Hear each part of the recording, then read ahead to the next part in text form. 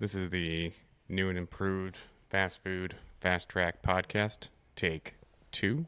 We're working out the kinks with all of our new fancy equipment. And ironically, when I was in the strength and conditioning industry, I always said when things get fancy, fancy gets broken. Hopefully that won't be the case for us too many times here, but we got new headphones, mics, arms, mixers. Just trying to be, I guess, Old cigars. yeah, too legit to quit, so the saying goes. All right, so what are we talking about today? So, am I being micromanaged, or do I just hate having a boss? And I think it's a good topic because micromanage is a big buzzword right now in our industry, right? In business lingo. Get the mic closer to your face, David. In business lingo, better. A little bit better, yeah. Okay, and so both of us, in our positions, have had people come up to us, or through word of mouth have heard, oh, Hunter's a big micromanager, or David's a big micromanager, which we're not, right? And so I think that's a good topic to talk about is, am I being micromanaged, or I just don't like having a boss? And I think a quick rule of thumb to follow is if your leader, person you report to, controls every move, it's likely micromanagement. But if that same leader sets goals, checks results, holds standards, holds you accountable, that's normal leadership. And so I kind of made a checklist. We can go back and forth on this of a micromanagement checklist, which we've talked about a lot, but I think it's pretty good to reinforce it versus normal leadership. And I don't like it. Well, you just don't like having a boss. Right. And so what are some of the things that you would say might lean more towards just not liking having a boss? Oh, yeah. Let me get my list up here because I have been thinking about this for... You sound way better, David, when that mic is right in front of your mouth. I think normal QSR leadership checklist, you're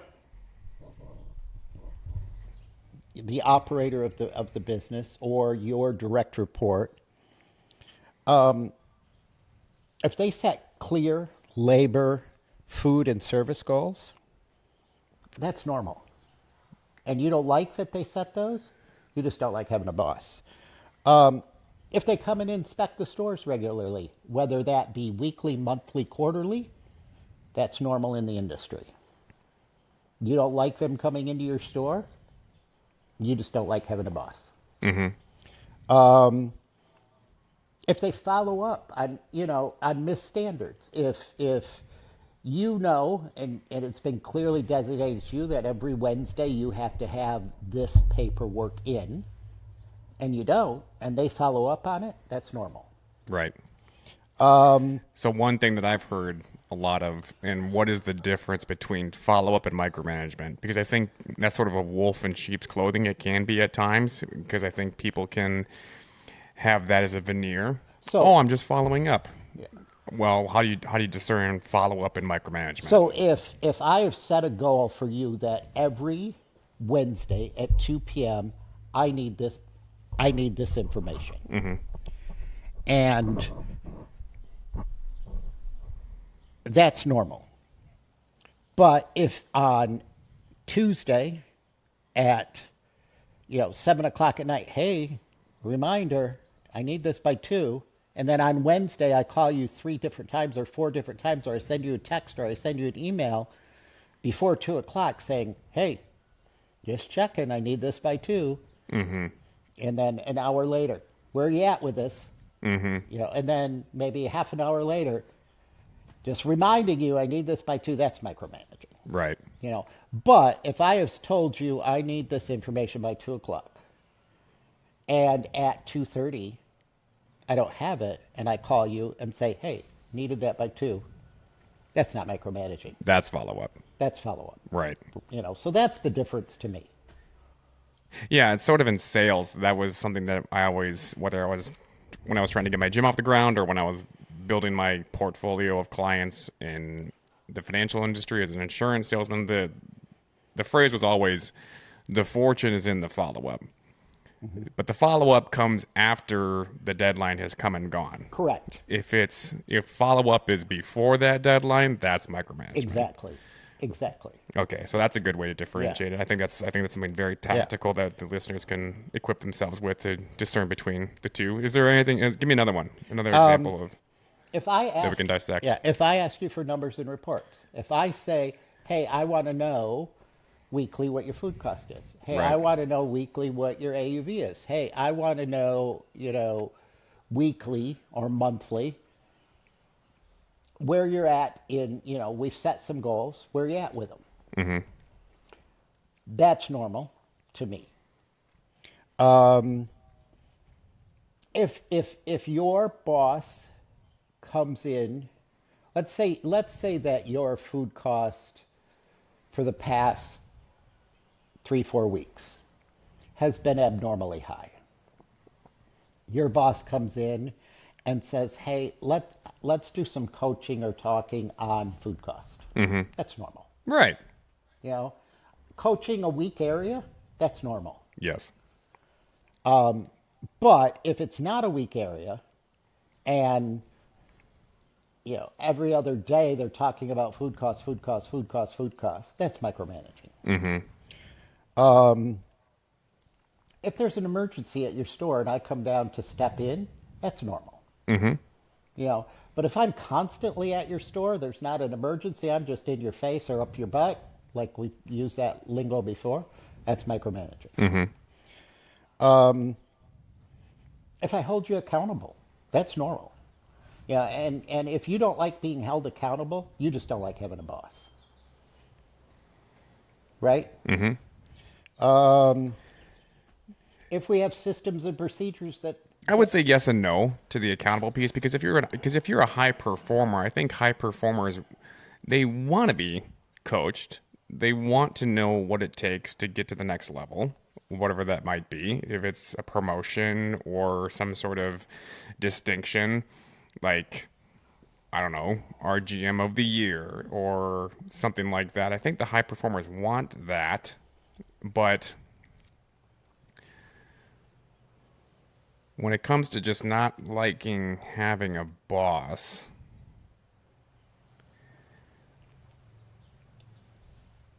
I think because you and I in previous episodes have talked about the difference between intrapreneurs and entrepreneurs. I think the more often a high performer is having the thought, I could do this way better. I could do this better. I could do this better. If I were in charge, I would do it this way. I think that's when you start having those thoughts and those start hijacking your consciousness, then I think you're leaning more towards you just really hate having a boss. And then when you get to that place in space, you have to be careful because then every little thing might feel like micromanaging to you. Because you just hate having a boss so much. Put that microphone in front of your face before I come over there and punch it. No. Yeah, but it's right there. There we go. That sounds so much better. So I made a checklist called Maybe It's Me. Ooh, okay. All right. And I want, and I'm going to read this off and be honest, people, that maybe it's you. I get irritated by any accountability. Everybody, even the high performer, everybody needs to have accountability. Yeah. If you get irritated by any accountability, maybe it's you. Maybe it's you, but then I think there's a substrate of that when it comes to accountability. Because, like, taking myself, for example, it's not that I don't like being held accountable. I mean, as an athlete and author, you have deadlines. You need those things, and you become used to them if you're going to get better. It's, for me personally, David, it's when we're majoring in the minors.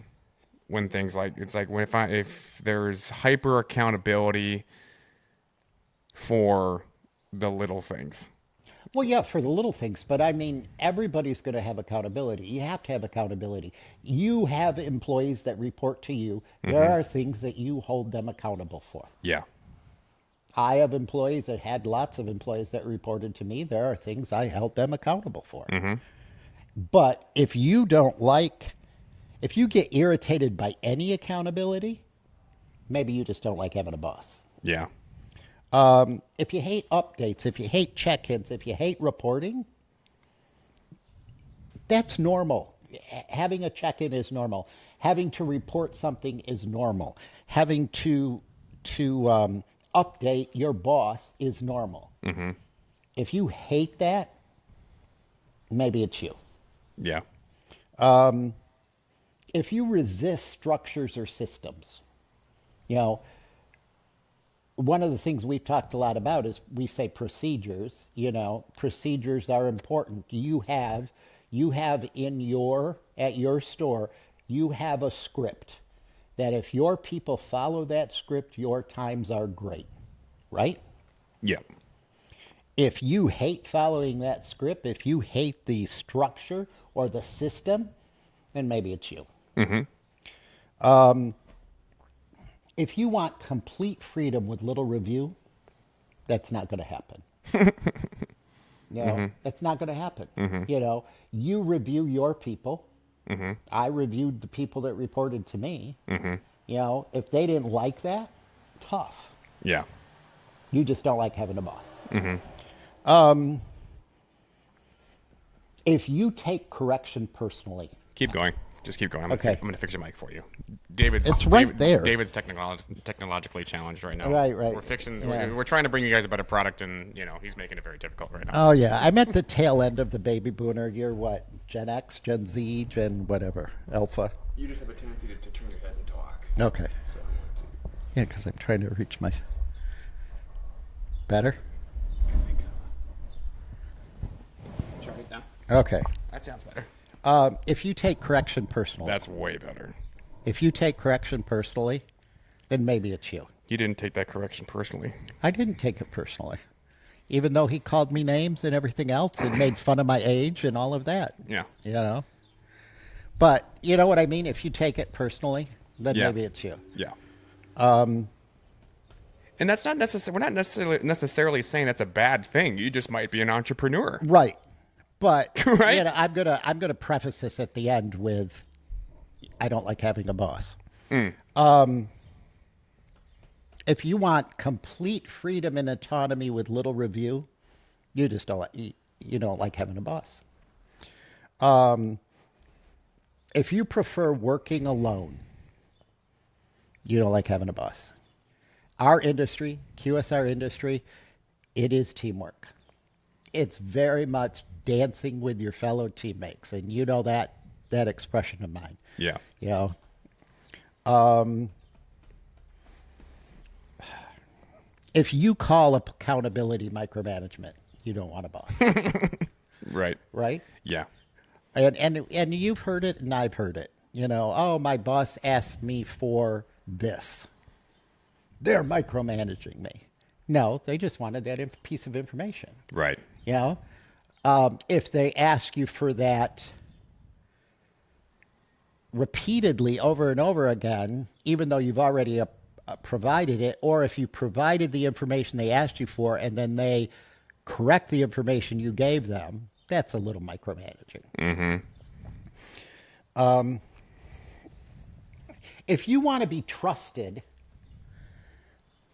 but you haven't proved consistency, yeah. And I've had this a lot, especially with new people new to management positions or district manager positions. It's like, David doesn't trust me. David doesn't know you. David hasn't formulated or seen consistency from you to trust you. Yeah.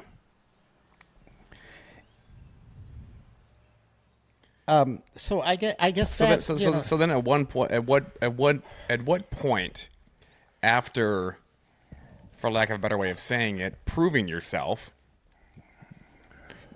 should the boss / micromanager give some space? so that you know, every boss is going to be different, right? With me,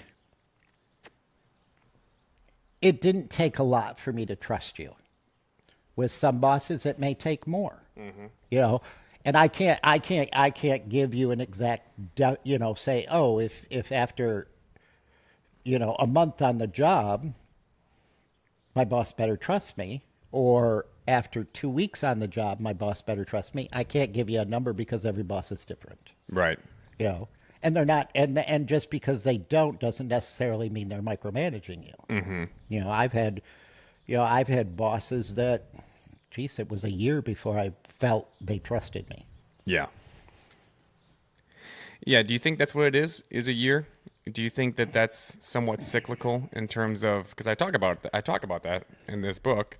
I talk about default being cyclical. We get to this place in space of success, and then for whatever reason, it might be boredom, it might be lack of growth, it might be there isn't a challenge, and then you can start to see a slow slide back down when it comes to performance. So that we're kind of opening up a whole other can of worms here and getting a little tangential, but I guess how would you prevent that?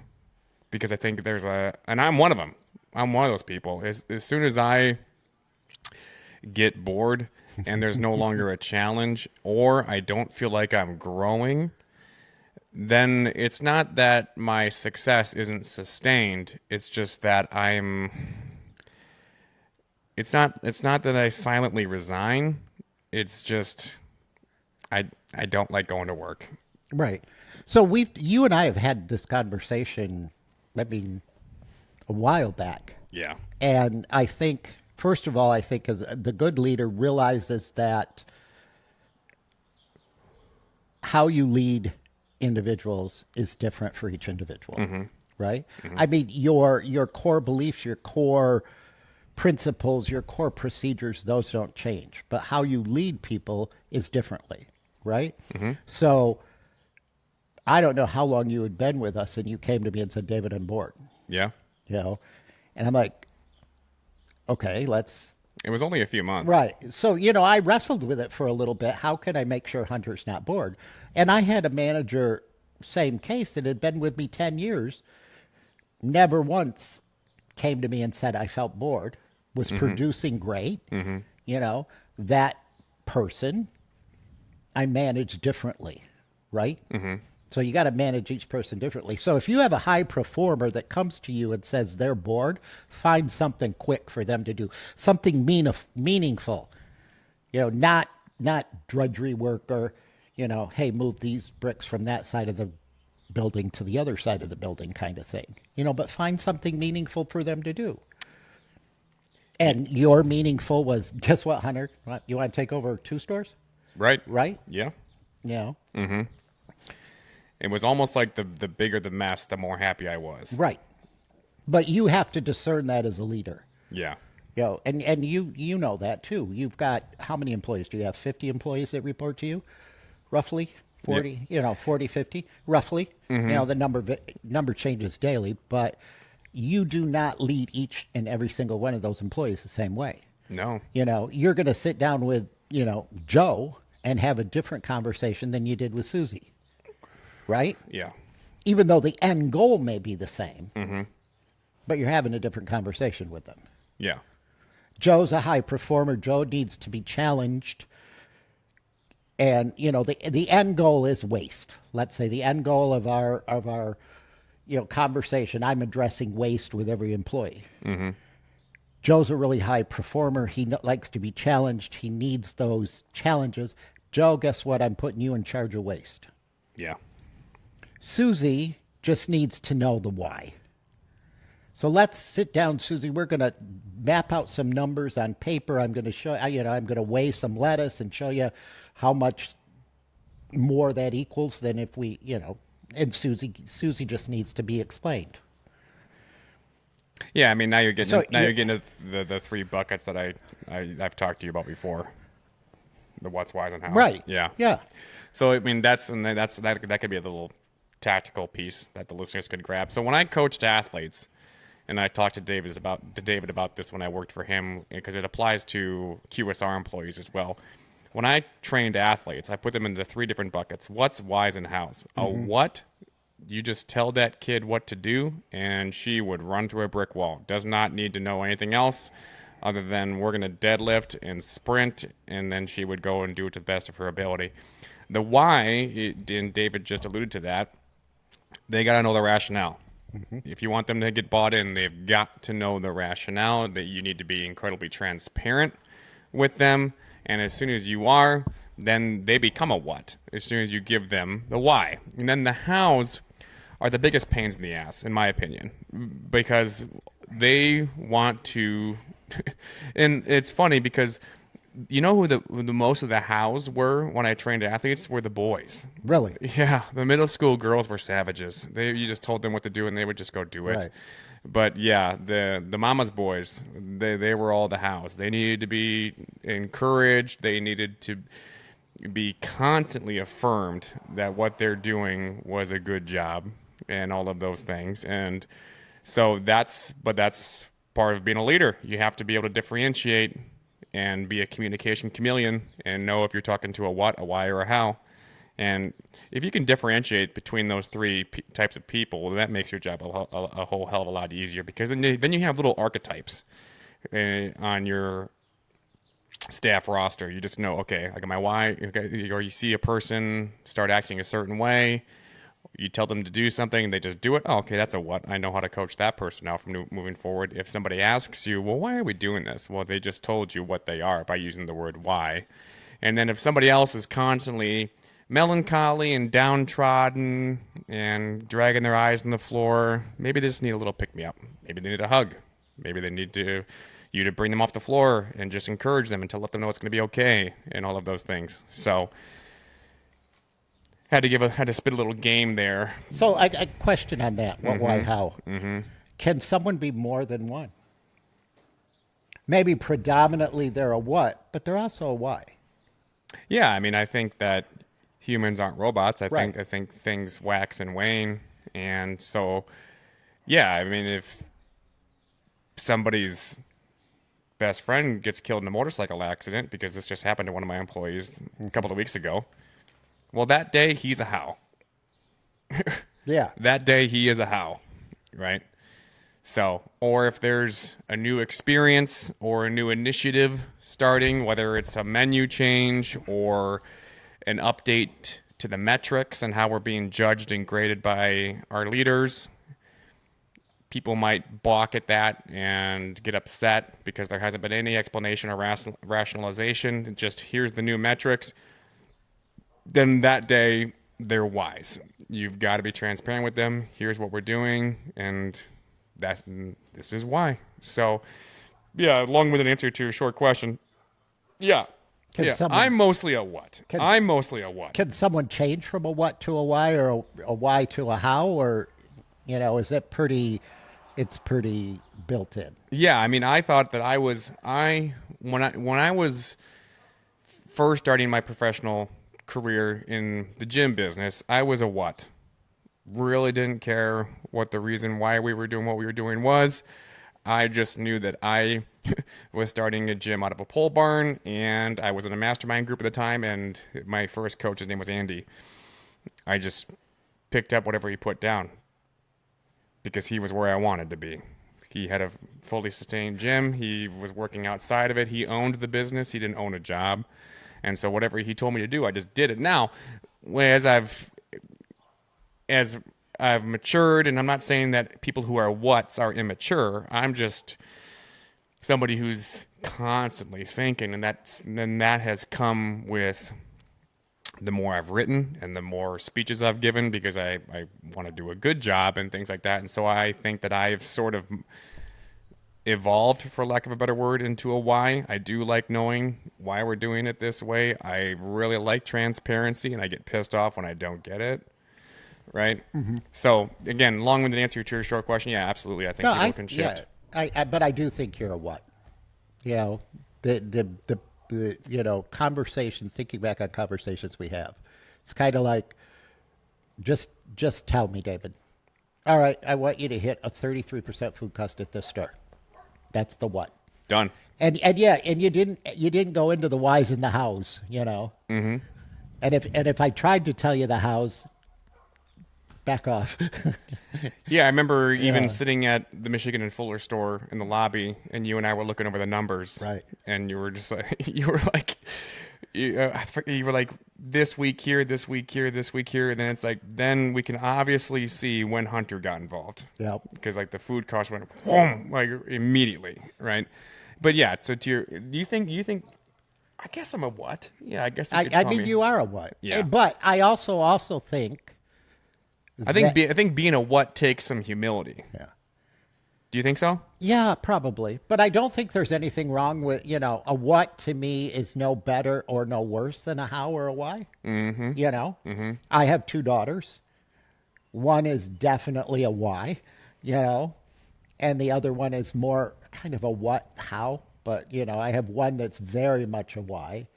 And, when she was little, it was kind of like she was always looking for the loophole. Mm-hmm. So it's kind of, I think whys look for loopholes a lot. It's like, this is why we're going to do it. Yeah. Da, da, da, da, da. And then she would not do it. And she goes, well, this is outside of the why that you explained to me. Tying this back into our initial prompt for the episode, Yeah. do you think that what's are how do I phrase this question? Do you think what's are more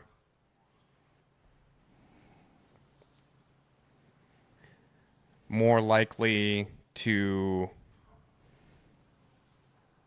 be unconscious to micromanagement? I think that, I don't know about unconscious. I like what's as employees. Yeah. Because the whys take up a lot of my time. It's like, okay, I have a why employee. I've got to go and have a half an hour meeting with them and explain the why.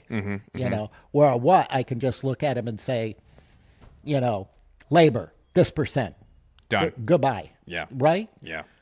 But I think you have to clearly know that person's a what, because I think they're sensitive to micromanagement.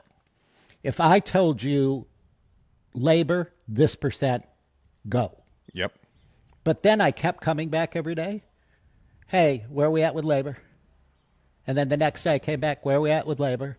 And the next day I sent you a text, where are we at with labor? That immediately for the what person is micromanaging. Yeah. Yeah. I would say that if you're unwilling to give the why, then you're a micromanager.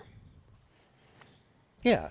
I mean, if a what person asks you why, then you give them the why, but you don't necessarily have to give them the why. But a why person, you have to start with the why.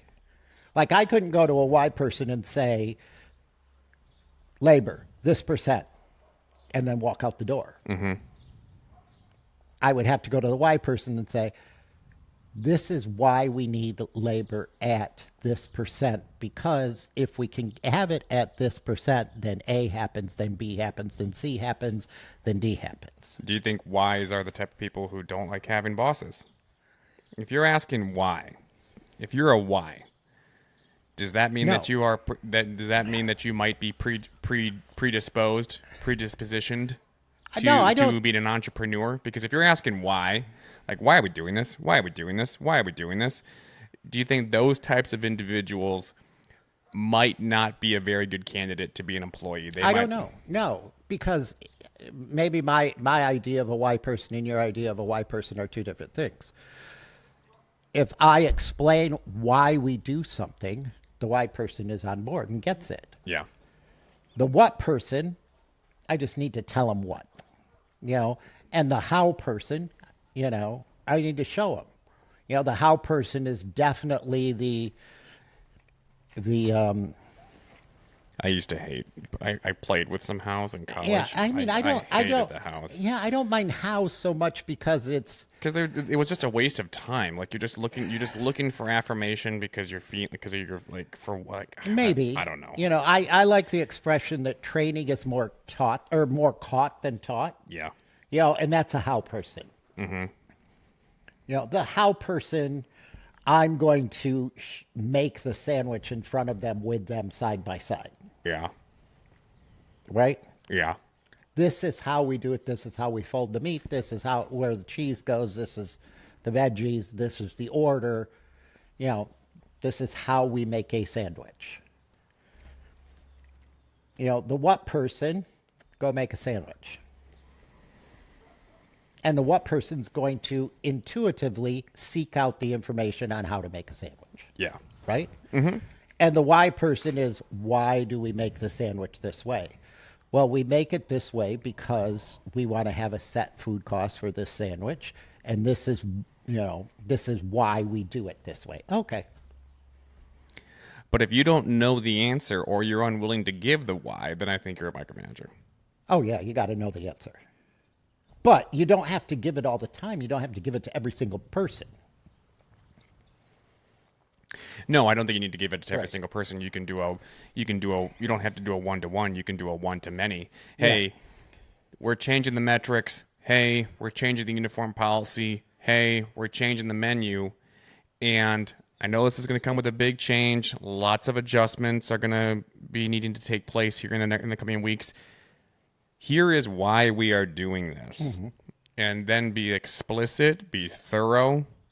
And that's a really good way to get all of those whys bought in. Right, right. I mean, I'm not. Well, that's just, I mean, but you and I shrug at that and say, well, yeah, right. Right, But yeah. but people don't do that. Yeah. I mean, I'm not a big meeting person, but there are times for meetings. Meetings should never, ever, ever go over half an hour in my book, and you know that. Yeah, I would set an alarm, right? And even if, even if the employees that were in the meeting with me felt that the meeting wasn't done yet, I stopped it. The thing I like about meetings are they're great. They're great for disseminating information quickly to a wide group of people. Yeah. That's, and you don't need to have those every day. You know what Andy Reid does, head coach for the Chiefs? Huh. He says whatever he can't fit on a 3x5 index card ain't going in the meeting. Right. His meetings, and he said my meetings are like that. Yep. Because my guys do not want to be sitting in the meeting room. They want to go play football. Right. Right? Yeah. We're not here to have meet. And I think that as people rise up the ranks, you find that they have a stronger desire to have more meetings. And it's like, we're not in the meeting business. We're in the fast food business. Right. We're not, we're here to make tacos. We're not here to have meetings. Yeah. We're here to make subs. We're not here to have meetings. Period. Yep. But then that goes back to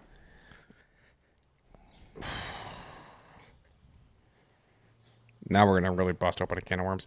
I heard somebody talk about this last night. I think it was Tony Robbins. He was talking about how women genetically are predisposed to have a whole bunch of different priorities all at one time, even though that's impossible. There's only one. You can only have one priority, and men are more predispositioned genetically to have a singular focus. How do we navigate that nuance between male and female leaders? Because I think that, well, I mean, you and I know that. I mean, I'm a sprinter. I'm going to go full speed in at 1 kpi, fix that, and then hopefully if I do it right, like the book, The One Thing. If you've ever read the book, The One Thing, that's the whole premise of the book. Aim at one thing that makes everything else easier or obsolete. Yeah. And from us in this business, it's speed. I've got more than enough evidence to show that that's speed. But I'm not sure what the question that I'm asking is. But do you have any thoughts on that? So I do think there's a difference between women leaders and male leaders. But I don't have any opinion on one being better than the other, because I've had great women leaders, I've had poor women leaders, I've had great men leaders, I've poor men leaders. The biggest thing I found, to me, the difference with the male leaders versus the women leaders, the male leaders, if there's a problem, they go, they solve the problem, they move on, but they never want to revisit it again. Where women They solve it, and then they hold a grudge? No. So let's say there's a problem. Mail goes in, solves it, Yeah. moves on. But now that problem comes up again. Same situation. The mail's like, well, I already solved it. You know? Yeah. I'm on to five, I'm 5 steps away from that, 5 problems away from that. Yeah, but the problem started again. Right. Where a woman won't, they'll solve it or, participatory solve it. But if it crops up again, they don't get as bent out of shape about having to go back and solve it again. Okay. Does that make sense? Men. That makes sense, yeah, because I think you and I, when we worked together, I got so pissed off at one of my managers because we spent an entire week teaching her how to keep track of deposit slips and better cash control. Right. And for a week, the control sheet looked fantastic. Like, holy cow, we fixed this. And then another week goes by, then there's a bunch of yellow cells, short $50 for the week. It's like, okay, what the hell? I already solved this problem. Yeah, like we just did this. Yeah. Yeah. Well, you might have to solve it again. Yeah. That, and actually I found myself very much, I had to check myself a lot on this, is that, okay, this is the issue, whatever it was. And I'd go in, have a meeting, have coaching, meet with people, talk to managers, invest in whatever that issue was, get it solved. And then 4 months later, 5 months later, 6 months later, that problem arose again. Mm-hmm. And I would get pissed. Yeah. And then it's like, well, check yourself, David, because 3 of these 5 people are brand new. They weren't there before, you know? So I found I had to realize that cyclical, your word, there's always new people involved, so it's like, didn't I just teach you guys this? Well, wait a minute. No, I didn't teach you guys this. I taught the group before you this, Yeah. And I would get upset because it's like, I have to revisit this. That's what I mean by guys don't like having to revisit. Yeah. But if we take care, and that's kind of our whole thing, one of our whole things, if we take care of the manager, then we shouldn't be having to reteach. Now, shouldn't have to, in reality, are 2 starkly different things. You're going to have to reteach if it's a new manager. That's my point. Well, yeah. And I would forget that, it's like, didn't I just teach this?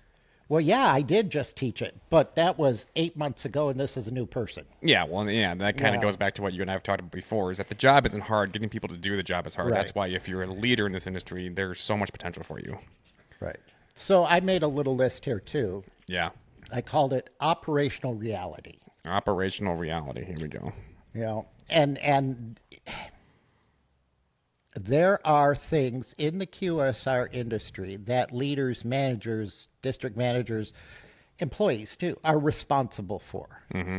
And I think that sometimes you get that employee, the entrepreneur versus the entrepreneur, that bumps up against it and starts saying micromanaging. No, this is just a reality of our business. There are recipes. There are portion checks. Yeah. And what's your tap, shake, stir, whatever it was. Oh yeah, stir, scoop, tap. Well, I don't want to do stir, scoops, cat. Screw you. I don't. That's stupid. And you're micromanaging me every time you watch me. Am I stir, scoop, tapping? No, that's not micromanaging. There are recipes. There are portion controls in QSR. Yep. You have to follow them. Right. If you don't like following them, if you don't want to follow them, your boss isn't micromanaging you if they tell you to follow it. Right. There are some nuance to that and some idiosyncrasies in terms of that can be misinterpreted as micromanaging. Like for example, if your ARL or your regional manager decides to shop you, or even the chief operating officer, if he decides to shop you, and he wants to see what the food quality looks like, is the quesadilla cut evenly for all 4 pieces? Does the Italian BMT way the way it should. And think that's not micromanaging. That's not micromanaging. Can sure as hell feel like it because sometimes like it's very surgical, Right? But Yeah. that doesn't make it micromanaging. Yeah, so there are operational realities in QSR, Yeah.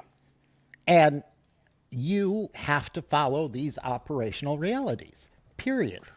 And if you're not following them, and I coach you on how to follow them, I'm not micromanaging you. No. But I think sometimes people misinterpret that as being micromanaged. Same thing with, time station speed. This is kind of more you than me, but it's like, if you're the what do you call them, MIC? Yeah. If you're the MIC and you're calling out car times, that's not micromanaging. No. That's 150 seconds on a car. That's not micromanaging. That's operational realities. Yeah. There are daily cash and drawer audits. That's not micromanaging. If you're held to that's part of business. Right. If you're held accountable for your cash and drawers, that's not micromanaging. And I think people don't realize that there are operational realities in QSR that are not micromanaging. They're just realities.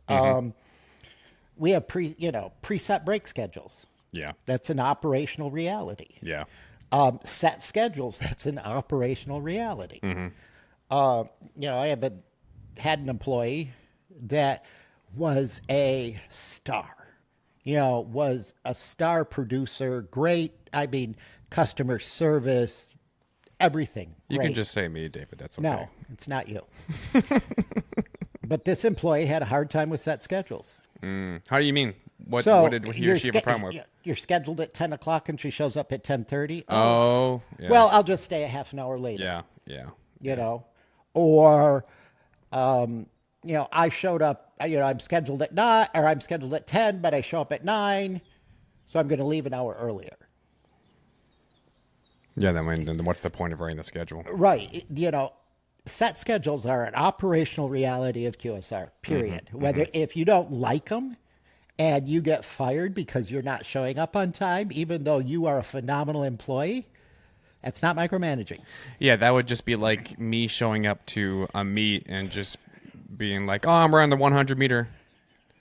No, that's not until like after the 400, which is starting right now. No, I'm running the 100 right now. Right. Well, no, it's gonna fuck everything up. Or you go to the meet, and and you in your mind are going to run the 100, but you never signed up to run the 100.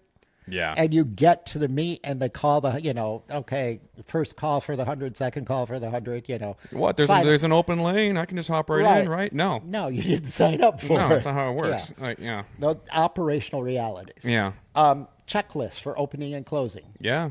Those are operational realities. There are checklists for opening. There are checklists for closing. You need to follow it. I don't like following it.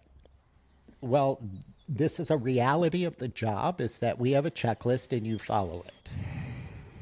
Well, I'm not going to. My boss tells me I have to. They're micromanaging. No. Food safety operations, that's a biggie to me. Yeah, I think micromanaging a checklist for opening or closing, I think would be send me a picture of every item ticked off before you leave for the night. Send me a picture. Yeah. No. And you can't leave until you've seen on your phone that I have in fact read it. Like that's micromanaging. Yeah. However, but if I come in the next day, right, and guacamole isn't made, I can tell that you did not do the closing playbook last night because guacamole is supposed to be made on the night before. So let's say that happens, Hunter. Let's say that happens that for 3 days in a row, you've got the same closer. Every morning for 3 days in a row, you come in, guac's not made. How do you then coach? How would I handle How that? do you handle that? Yeah. So the way that I would do it is crucial conversations. Crucial conversations. You think you and I have talked about this before. You can't. How do I say this? There can't be too many people in a leadership position who know how to conduct a crucial conversation. Here's how it goes.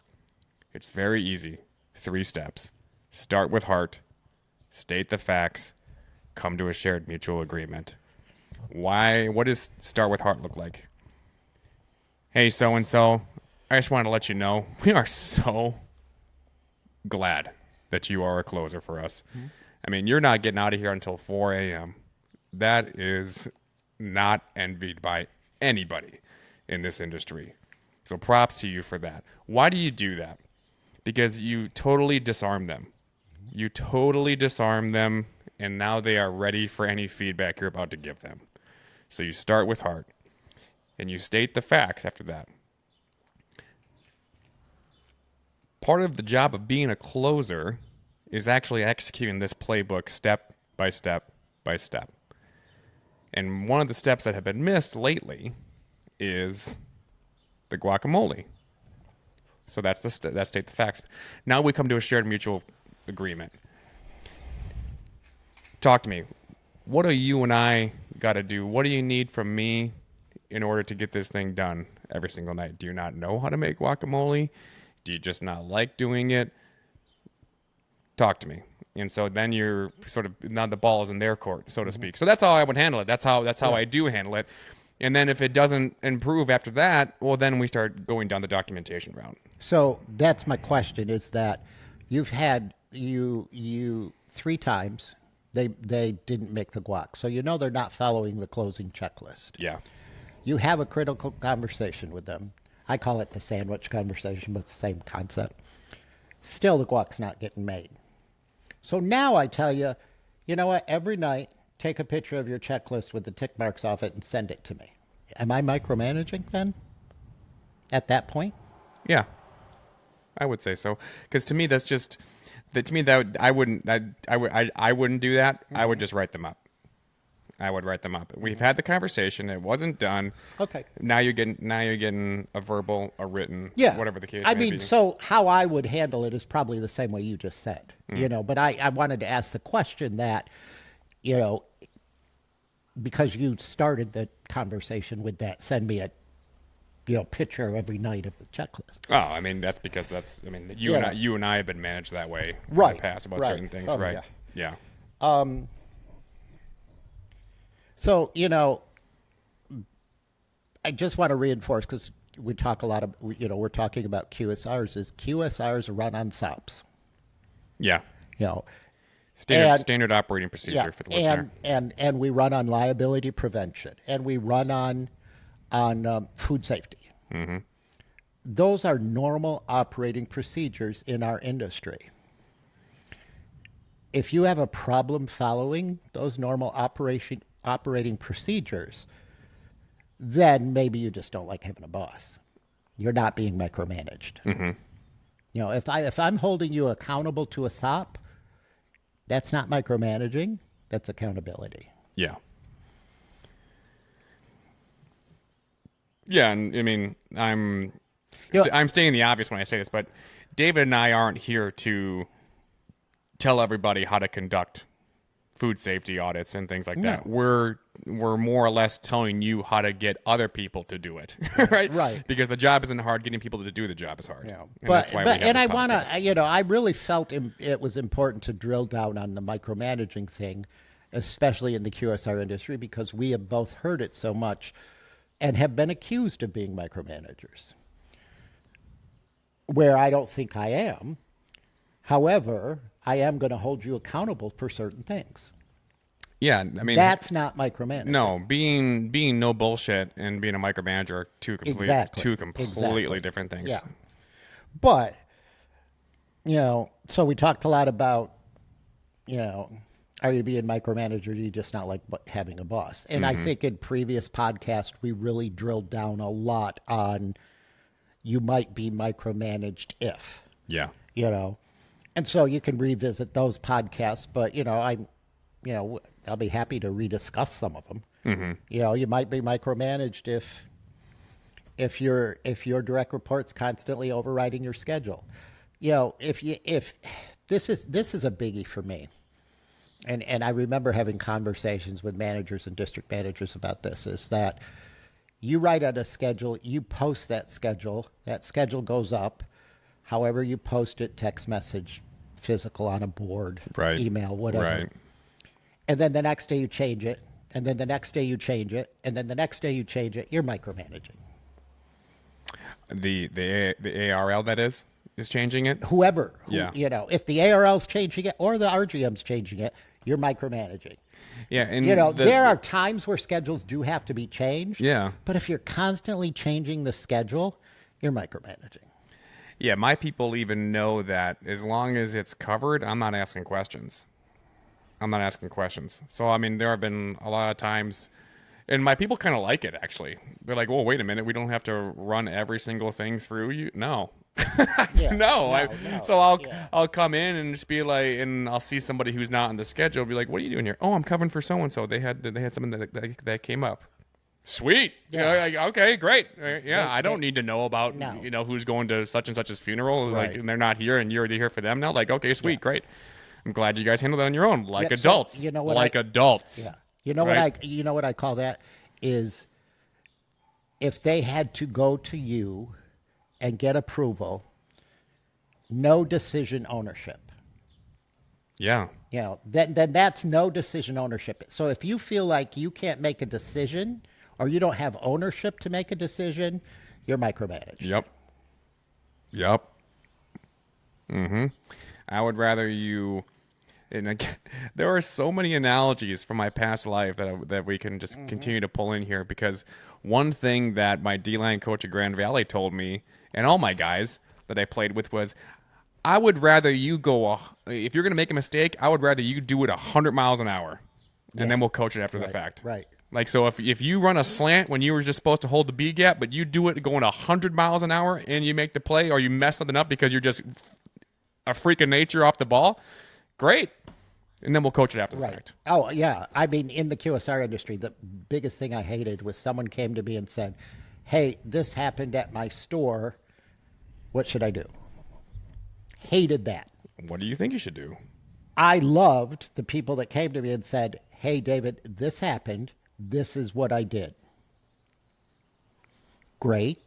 Maybe in the future, this is how I would have done it, but I'm glad you did something. Yeah, that's funny because I hate people that come and say, this is happening at my store. What do you want me to do, or what should I do? Yeah, don't bring me problems. Bring me solutions. Right. That's...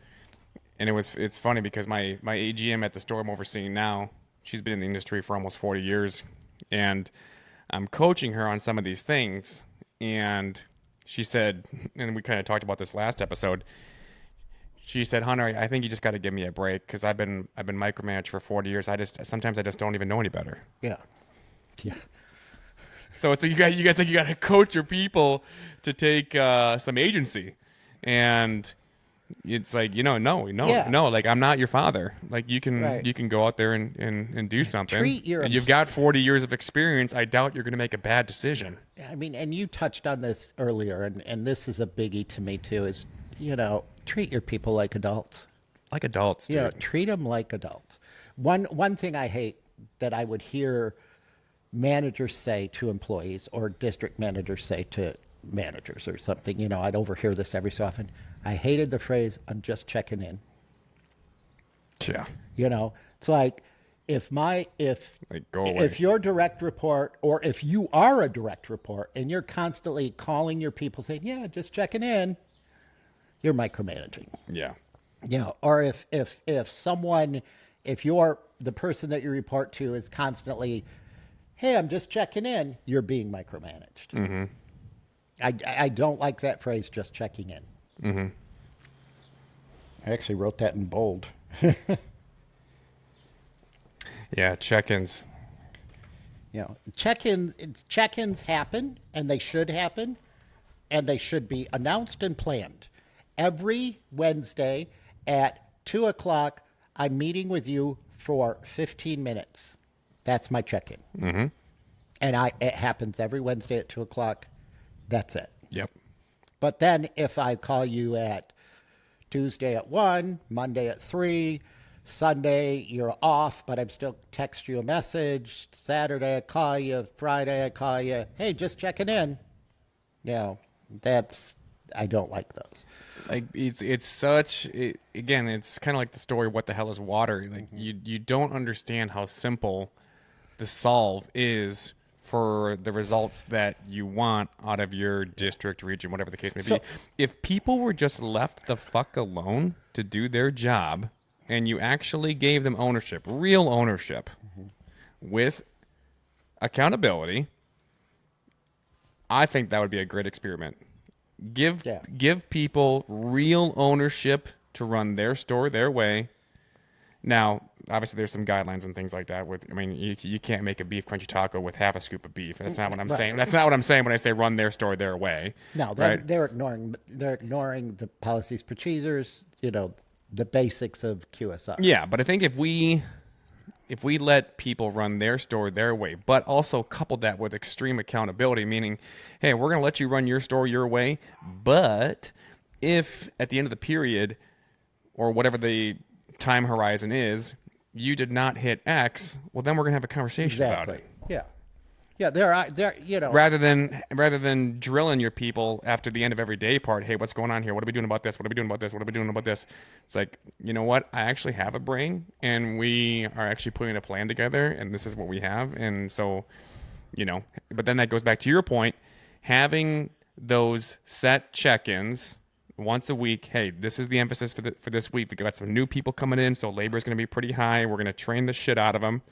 Right. So then next period, we're humming on all cylinders. Right. I mean, you. But micromanagers want to have their cake and eat it too, and you can't. So I have a tendency to not do check-ins, right? And you're the example of this. I have a tendency not to do check-ins, and you came to me one time and said, "Hey, David, can we meet more often?" Like, oh, okay, sure. I put the onus of meeting with me on the employee more than than me forcing it on them. Yeah. And you were one. You were one. David, I want to meet with you more often. Okay. Yeah, you'll probably get more buy-in, more presence. Yeah.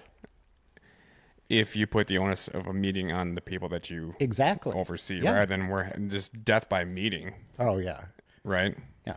We got a meeting for this, got a meeting for this, got a meeting for this, got a meeting for this. One of my employees this past week just said, like, Hunter, you have so many meetings. I'm like, I know. Yeah. I know. Oh yeah. Yeah. And